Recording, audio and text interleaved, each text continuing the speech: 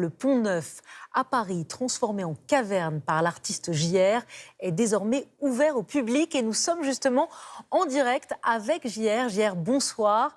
Merci d'être avec nous en direct. Vous êtes l'un des artistes français les plus connus au monde. Vos photos gigantesques sont affichées dans de nombreuses capitales.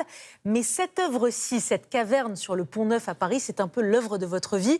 Elle a failli ne pas voir le jour. Qu'est-ce que vous ressentez d'abord là tout de suite, alors qu'elle ouvre enfin au public avec 9 jours de retard?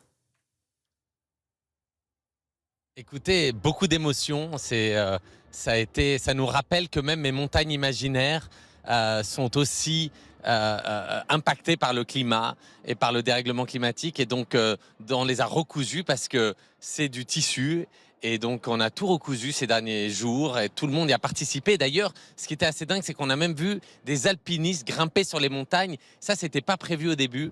Et au final, on a donc perdu une semaine de l'ouverture parce que c'était encore quand on était en montage qu'il y a eu cette tempête. Et on sera donc ouvert pendant 2 semaines pleines, comme l'étaient les œuvres de Christo et Jeanne-Claude, qui avaient d'ailleurs impacté le Pont-Neuf il y a 40 ans, ici même, pendant 14 jours. Et c'est un hommage, évidemment, cette œuvre que vous faites. Mais juste pour comprendre, qu'est-ce qui s'est passé? La caverne, elle a été déchirée par la tempête? Il y a eu des gros dégâts? Est-ce qu'on les voit encore, les dégâts? Qu'est-ce qui s'est passé?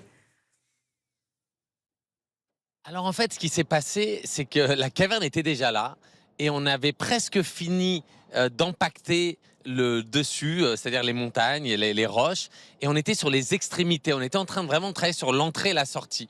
Et il y a eu une tempête qui est arrivée comme ça sans prévenir et qui s'est engouffrée dans les extrémités sous la toile et qui l'a déchiré, qui l'a éventré sur le dessus, uniquement sur les extrémités. C'est pour ça que pendant ces quelques jours, on a vu, ça a révélé la structure qui est gonflable. Et donc, on a dû la démonter, enfin pas la structure, mais les toiles pour les recoudre. Et d'ailleurs, comme ces techniques japonaises, vous savez, où on répare en gardant la cicatrice, j'ai voulu garder ces cicatrices. Et donc, on peut voir des traits noirs comme ça qui montrent où étaient ces déchirures aujourd'hui pour nous rappeler que la fragilité des éléments dans la nature. Qu'est-ce que les visiteurs vont pouvoir voir, ceux qui vont pouvoir être à Paris devant le Pont-Neuf à partir de ce soir? Il faut dire qu'elle ne se contemple pas que de l'extérieur, votre caverne, il faut rentrer dedans. On a des choses à voir dedans. C'est ça. Alors déjà, de l'extérieur, c'est assez dingue parce que chacun, il projette ce qu'il veut y voir. Certains, ils voient... Alors c'est marrant, je croise des gens qui viennent des Alpes et qui me disent « Merci d'avoir choisi les Alpes ». Je croise des gens qui viennent du Portugal « Merci d'avoir choisi nos montagnes », etc. Et puis, beaucoup de gens, pendant la canicule, voyaient un glacier. Et là, maintenant, plus personne ne me parle d'un glacier. Donc, on y projette vraiment quelque chose. Le narratif vient vraiment en fonction de sa propre histoire. Maintenant, quand on y rentre à l'intérieur de cette caverne, on rentre littéralement dans une caverne dans laquelle tous nos sens sont mis à l'épreuve puisqu'on va sentir des choses. Il y a tout un parcours olfactif. On va ressentir des choses aussi par une installation sonore de Thomas Bangalter. En fait, on est totalement en immersion dans une œuvre quand on la traverse et on ressort 140 mètres plus loin. On rentre dans l'obscurité, on ressort dans la lumière de l'autre côté du pont. Qu'est-ce qu'elle représente pour vous, cette caverne? Qu'est-ce qu'elle dit? Pourquoi une caverne? Pourquoi vous avez choisi une caverne? Écoutez, dans un monde qui ne fait qu'accélérer de plus en plus vite, je trouvais qu'il y avait un moment où on pouvait se retrouver tous à l'origine du monde, comme un espèce de reboot. Vous savez, on revient aux origines, on rentre dans la caverne et d'un coup, on fait tomber les écrans, il n'y a rien qui est projeté.